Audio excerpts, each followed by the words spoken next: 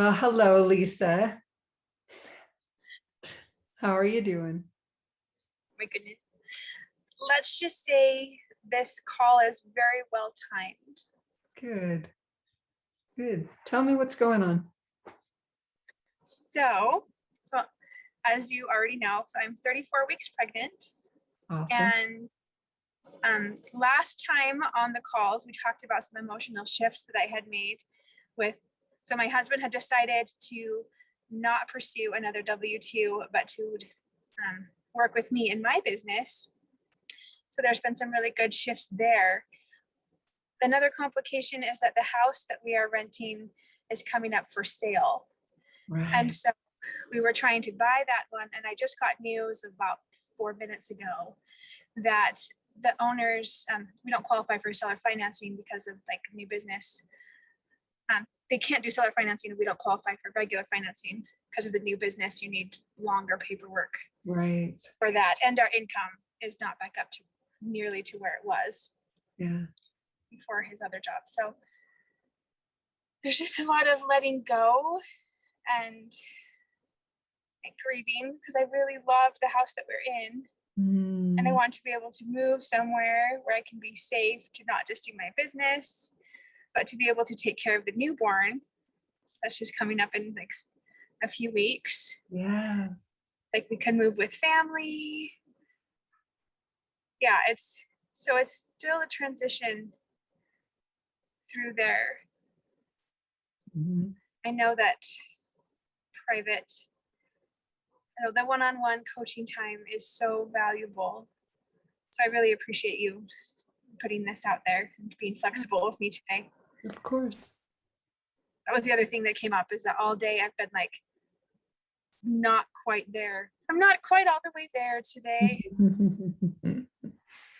Okay. Yeah, So that's me. I that's a lot. That's a lot. So what can I help you with the most right now? think it has to do with expectations. Okay.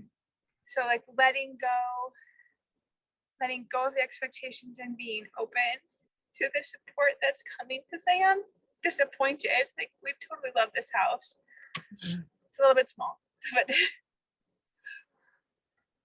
So everything's perfect, right? everything's perfect. Everything's perfect in that the opportunities, the challenges are tailored for us to grow in ways that we need to grow. And the timing is perfect.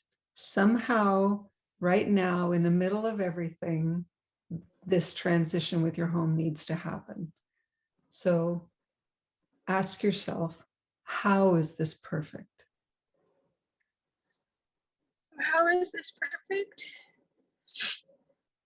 Well, April is a time of transition anyway. We moved in last April, and like I told the house it would only be a year. Like then we'll be like ready for our own home. Like it's been a goal for a while.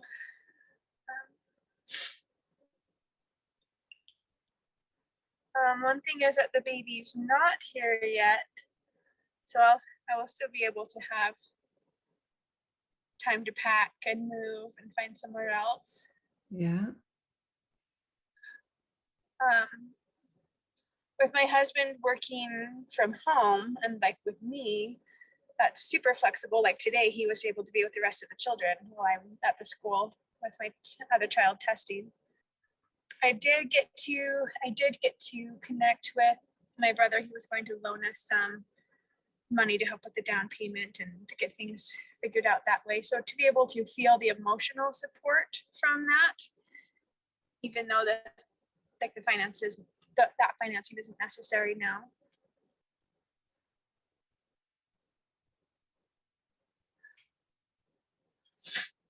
One thing is the opportunity, because this is a pattern for me. It's the opportunity to break the pattern and to notice what's underneath the pattern of like we've moved every other year in our marriage. Yeah. So moved like 6 times. Um, the feeling of like I can belong, I can stay, there's a place for me. So that's great. You're on track to really identify how everything fits, how it works, how it supports you in moving forward. So now you want to ask, is there something else lingering that resists any of that? As you were talking, did you notice that you were feeling, well, I hope, or I wish it would be like this, and perceive it like this, but there was resistance anywhere in acknowledging that? Or did you feel that as you were going through each perception, that everything was in alignment inside of you and good with the analysis? The part about belonging,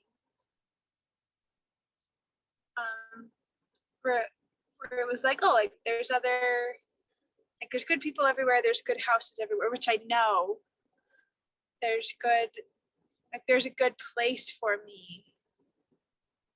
And that one just kind of feels messy. Okay. All right. So let's dig into that one.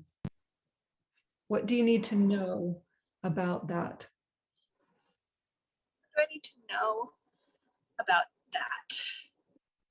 One thing that it's common, and that, well, the question is, well, what are you trying to fit into? What are you trying to belong into? And like my notes is like, oh, do I believe you?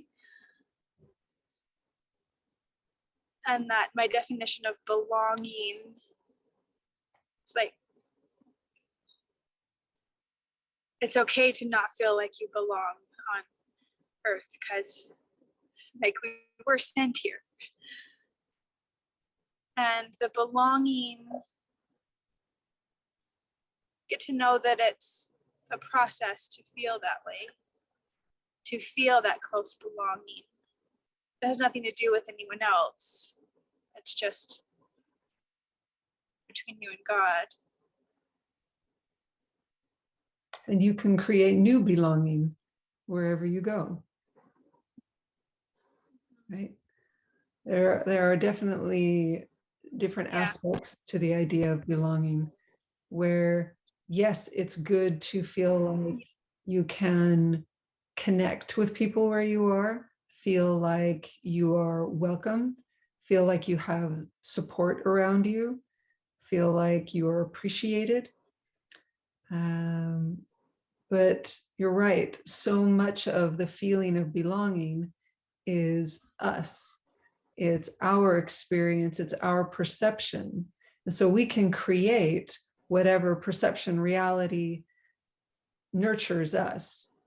And you're right, as long as you ground it in belonging to the Lord and everything else is extra, it's bonus, then you preserve your own sanity and you create the kind of belonging that you want to be a part of.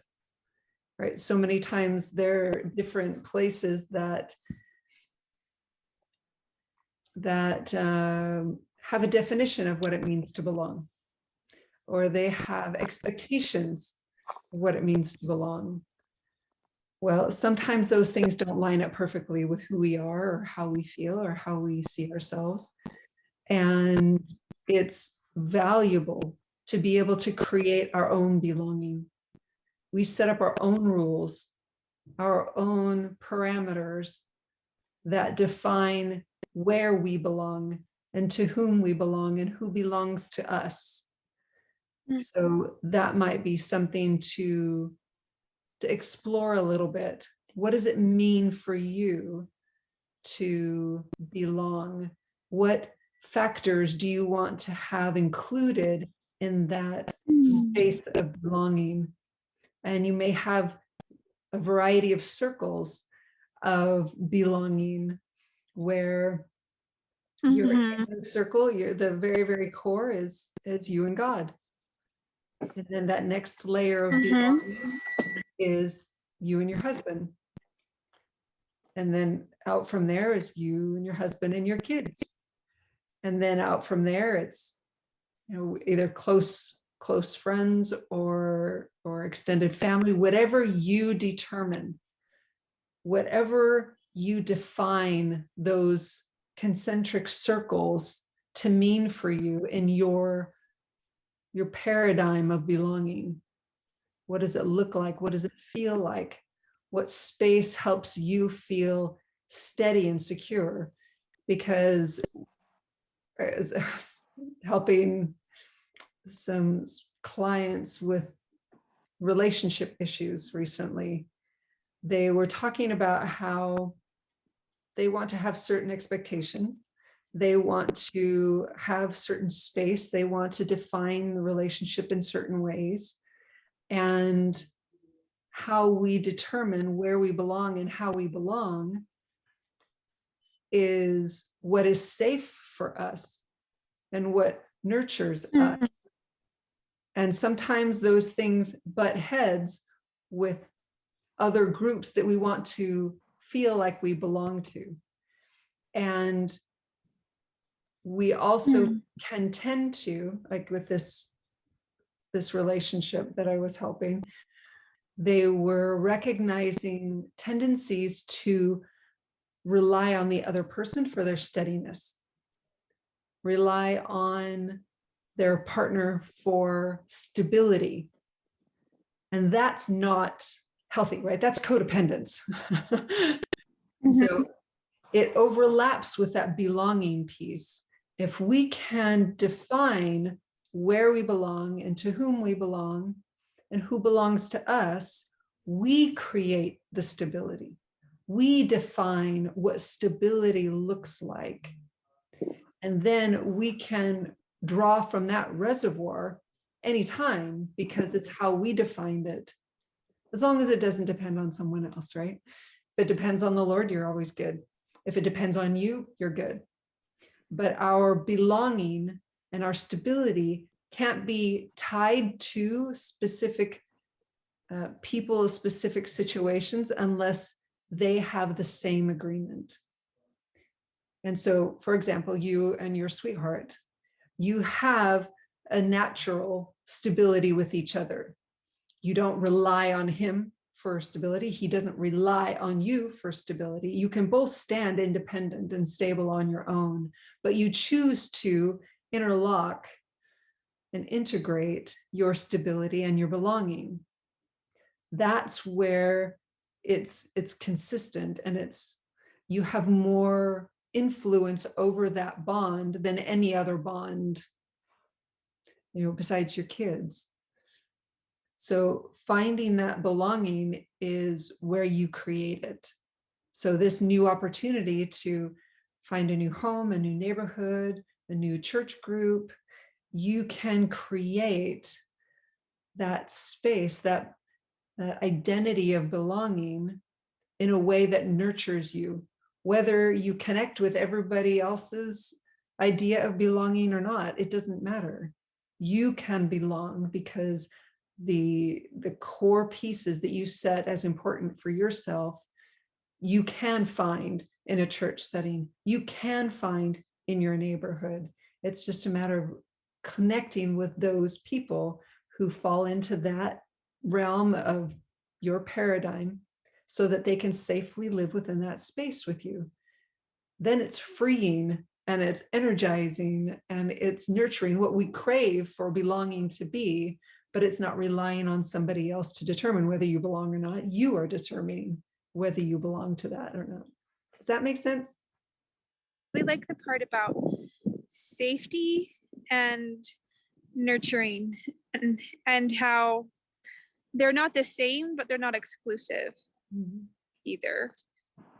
Yeah. So that's a big deal for me. Good. So what else do you need to know about that feeling of belonging? Anything else? Is that it doesn't depend on the circumstances either. And although my end of it can feel an ebb and a flow, like God's end of it is always there. Yeah.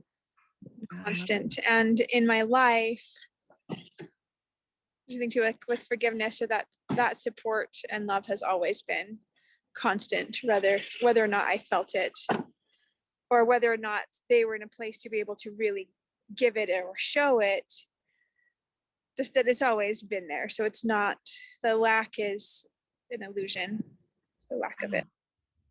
Good, good. All right. So now, what's the message behind this challenge?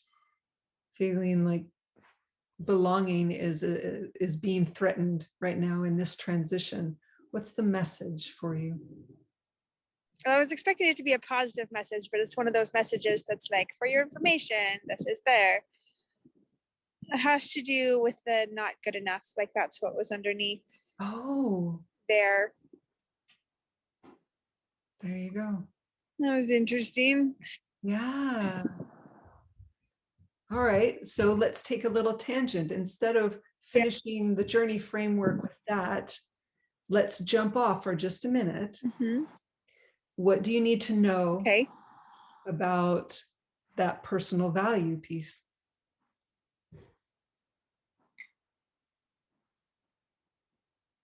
That is interesting phraseology, that it's a personal value. And so that requires, like, valuing is just a choice, and that it's my choice, which I'm like, all the different parts of me, levels and stuff, are kind of almost willing to accept that. There's a hesitancy of a like, we don't really know how to do that yet. Okay. Okay, good. All right. So what do you know? What do you know in how to value yourself? What comes up consciously is just like maintaining for the needs. So being able, like, making sure I'm fed and clothed and rested and like emotionally in a safe place. And so it has to do with actions more than just because like, oh, this is just what you do, more than the actual feeling so far. Okay, interesting. So what might that Yeah. look like? To value yourself from an inside perspective, to value yourself from the truth of it and the feeling of it. What does that look like? It's kind of like a flame that gets to be relit. Nice. Um, like the feeling of loving someone or celebrating or admiring. Not Yeah. as much a admiration, like a comparison, but just a, like, I noticed this. More of Yes. an appreciation than Yes. a admiration. Ah. So how can you justify that for yourself? How can you justify loving, admiring, respecting? Hello again. Hey. Yeah, my phone died, so I'm going to turn off video to save battery. And I'm in the car again with the lights on. But you were having me list justifications of like what to appreciate and what to value. And like, okay, like I do have a lot of on my quote personal resume, but none of it was resonating because it was not a logical decision. It was an emotional decision. And so it's like, surprise. It wouldn't have mattered how awesome I was or wasn't. That choice still would have been there. So it's on a deeper level emotionally, and I'm not sure how to connect with it. Like a little piece of it had to do with like, well, like what I'm aware of myself consciously, like isn't really me. So I'm like, okay, so like that's a little bit of truth. And then that's as far as I got. Okay. So recognizing that it is coming from your subconscious is correct. Uh-huh. This is a program that you perceive your value in a certain way. And it can be a lot of different things. It can be a lot of contributing factors to how you perceive your value. But your value, as you know, with the four absolutes, your value is infinite. Your value is not limited by anything internal, external, anything. That's your perception. Value, your value is infinite.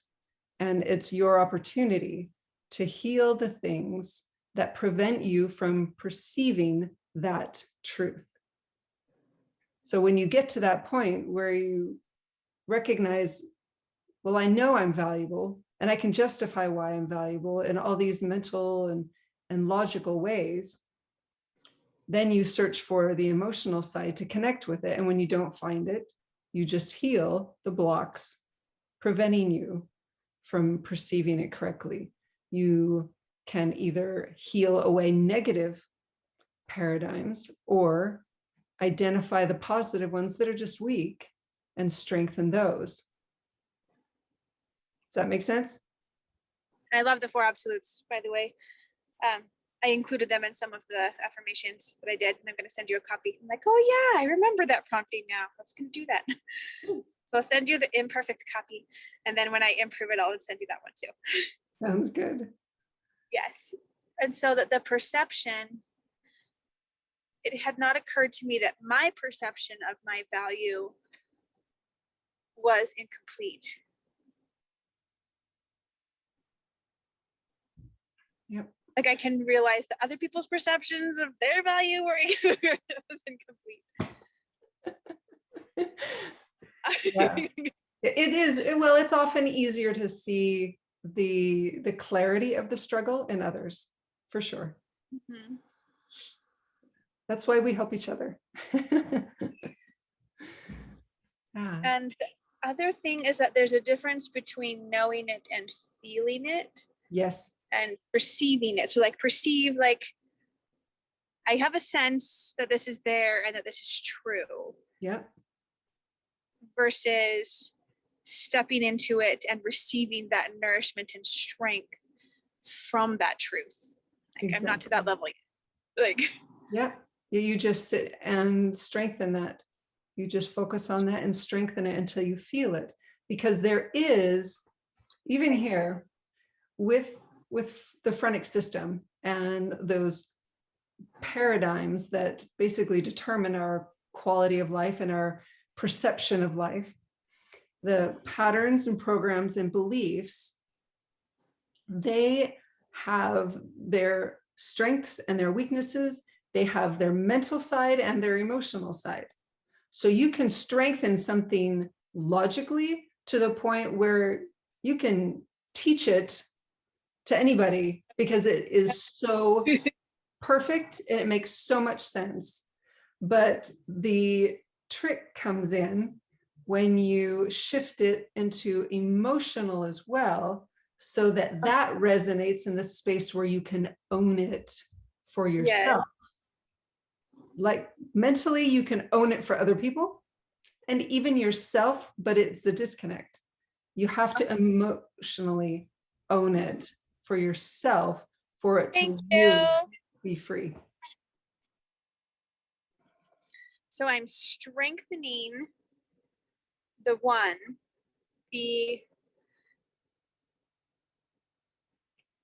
I'm trying to grasp how to do this. So like letting go of baggage, and like I'm used to that. And this part of the strengthening, like the mental side, like I am valuable, and then consciously with intention, I'm just strengthening the emotional side. Like I just tell it to strengthen because that's still in my mind and I'm not feeling it. Okay. Yeah. How do I do the next one? So you visualize, right? How do you contain or acknowledge the mental side? You have it in your mind and you acknowledge what you want to believe, what you want to have clarity and freedom to believe, and you Yes. heal that up. It's the same thing. Now you've got the emotional side. You just left this one hanging over here. So you look at that one and say, I want to feel valuable. I Yes. am valuable. My heart is valuable. My love is valuable. My will, my everything, you know, whatever those pieces are, you can even add it into for additional clarity. I feel valuable. I feel valued. I feel important. I feel loved. I feel ... right? And so that can help you, Yes. right? Every piece that we can help clarify for our intention is positive and productive. So if it helps you Yeah. to add that in, I feel blank, blank, blank, to help you bring in the emotional side, to strengthen that side of things, then do that. And then you just, you know, visualize the numbers going up, or you visualize something expanding, or whatever helps you visualize that. And then you just shift it with your intention, and you're there. It's sparking. It's like a little tiny fairy light. Like Awesome. So as you start healing that and strengthening yeah. that up, watch for the things that start resisting it, because you may Okay. have some blocks. You may have some other paradigms that resist your efforts to recognize your own value. Yeah. Okay. So you just pause when you feel that resistance, or it's like, I don't feel like it's moving up. Just stop for a second and kind of look around mentally, energetically. Say, all right, what's hanging this up? What is resisting? What is fighting this? And you acknowledge that and go resolve that, remove it, whatever you need to do. And then you come back and you keep strengthening it, and you may get stuck again, because something like self-worth is so important and so Uh-huh. common for people to struggle with, that it's everywhere. It's Yeah. it's pervasive. So there might be a good handful of things that you need to kind of bat out of the way as you choose to believe, and you choose to imprint that and strengthen that paradigm inside of you. But you just knock them out of the way and keep going. Uh-huh. And do I need to understand like what they are? Like the first one I noticed was about like, oh, I need to be focused on something else. Like I can only do this when there's nothing else to do, kind of thing. Yeah, sometimes they'll come and you just ask, do I need to know anything about that? Right? Jump into the journey framework, pause where you are, like we've done. You know, we're still kind of pausing. We're on a tangent right now. And you just Uh-huh. come over, okay, well, let's pull it through the journey framework. Is there something I need to know about this? Yes or no? Yeah. If you do, figure that out and go through whatever else it needs. Sometimes it might just be, oh, it's just a block, and that's all I need to know about it. Let's heal it, get it out of the way, and then come back and continue on strengthening up that value. I think part of it is part of my definition with belonging like was about value. Yeah, I think that was right. just the deeper taproot of that. Exactly. So once we get this piece resolved, then you can go back and analyze the belonging and say, well, how does that feel? And likely you will have resolved the vast majority of the struggle with belonging. There may be another Mm-hmm. piece, there may not be. Doing some yawning. Nice. Another piece was about the separation. It's like, Yeah. oh, like, well, how do I act around others? But then just that there's not a separation between me and them as far as intrinsic value. So you're talking about the difference between innate value and market value? Um, about so like so it was the old like I'm valuable like to others and with others because of what I can do for them. It's Yeah. probably like a common thing. Yeah. Yeah. It's the whole concept of I'm valuable innately because I was born, because I breathe, because I'm alive, I have value. No one can dispute that. Versus market value. What value do I contribute to an organization, to a family, to a relationship with somebody else? What value do I bring to that situation? That's market value. That fluctuates. Yeah. I hadn't thought of that, like being valuable because you breathe, like Yeah. because you exist. You're valuable because you exist. Period. All right. So Yeah. the other piece of belonging, right? You've got the value piece. Yeah. And Intrinsic, like evaluating myself intrinsically. yeah, I love it. You can keep building that up. I just keep identifying statements and imprinting them, strengthening them, feeling them, Yeah. and knowing them, right? Yeah, include both the mental and emotional. So let's go That's a back big and deal. revisit. Yeah, it is a big deal. It's huge. And your belonging concern just gave voice to the value concern. So it was very helpful. Mhm. Okay, so let's go back to the belonging and see where that stands. So we got the message that underneath it was the value. Is there anything else you need to know or learn about the belonging concern? How does it feel? It's definitely a different shape than it was. Good. Another layer of that is that it also doesn't depend on my agreeing with them, like the way that they're choosing or the way that I'm choosing. Yeah. We don't have to share all of the same values in order for me, or priorities, in order for me to value myself Right. with them, or me to value them. Absolutely. All right. Is there any external change you need to make with your belonging, with your perception of belonging?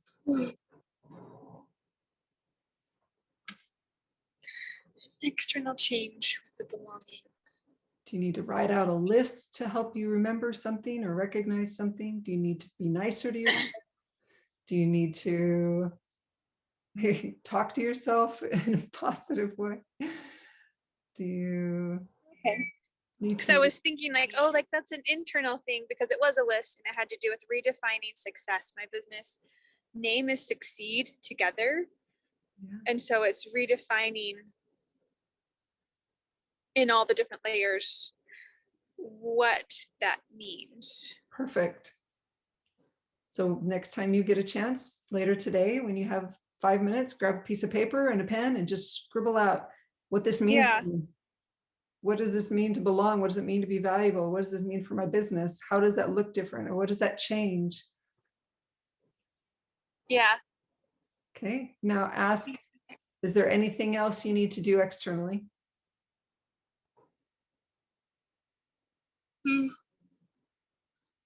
There's You're some already movement. healing the internal stuff, huh? No, it's yawning. Perfect. There's movement. Yeah, your body It's knows what's next. so kind of like dancing with my kids, but also stretching. There's some Nice. I certain love exercise. it. That's great. Okay, is there anything left to heal? Or did you take care of it all along the way? There's a piece that may not even be mine, but it's like sorrow. Like, why is there a layer of sorrow there? Oh, yeah. What do you need to know about that? What do I need to know about the sorrow? Some of it's not mine. Mm-hmm. And the part that is has to do with like, for not realizing it, for not like living up to it, but not like gaining the benefits from, like, I haven't been using the benefits from all this like value and love and everything else that's been available to me. Yeah. Like sorrow for the way that I've lived, not like, oh, sinful, but like, you were starving yourself at the buffet. Like, what do you? Yeah. Yeah, that's real. There's sorrow there. Mm-hmm. So can you forgive yourself for that? I can forgive myself for that. Good. You going to make a change? Yes. Good. Thing that wanted to jump on top of that was like, oh, like, and all the missed opportunities. Like, you could have served way more if you would have like done this better. Like, that doesn't seem like the most helpful. No. No. Just bat that out of the way. So feeling better about the belonging? Yes. Good. Anything else that's surfacing around that? There's a little unsurety of like, will I be able to do this by myself, like in my own space? Okay. Oh, can you? Which I know my clients do. Depends on what space I'm in. Is that there will be a space provided. Yes. Yes, yes.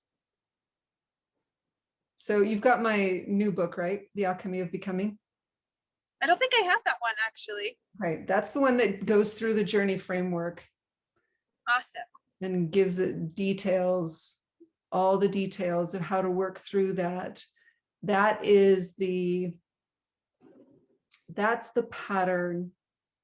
So you don't get lost because you already know the healing work. You already know how to resolve things. This helps you glean the lessons from the challenges more efficiently. It helps you understand what's contributing to the challenge more clearly, and then walks you through the same process. You can do it on your own, or you can get the book, and right now it's on sale on Amazon if you want to go grab it. But Yay. yeah, it's half of the book really is about the journey framework and how valuable it is and how to walk through it and how to learn from it and how to make real change. Whereas before we kind of fumble around in the dark, this turns the lights on. And the other part of the book is about muscle testing. But you already know how to muscle test. So it may give you some new insights, but it'll be just more validating than anything for you. But the journey framework is a powerful pattern to follow to really understand our challenges better and work through them more efficiently and make the changes necessary internally and externally. So if that sounds like something that would be helpful for you, I invite you to go grab that. Oh, awesome. Yeah, I look forward to that. Cool. All right. Anything else I can help you with today? I think I have my assignments, but I'm very grateful for your assistance and your Oh, you're insight. welcome. You're such a beautiful human being, and you have so much wisdom and heart that just every now and then people like you still need a boost. You can handle so much and do so much for yourself, but I'm happy to have been able to help you over this little bump. Thank you, Tiffany. You're That really welcome. helped. Good. I'm so glad. Well, take care and keep me updated. Thanks, Tiffany. We'll see you later. All right. Bye-bye. Bye.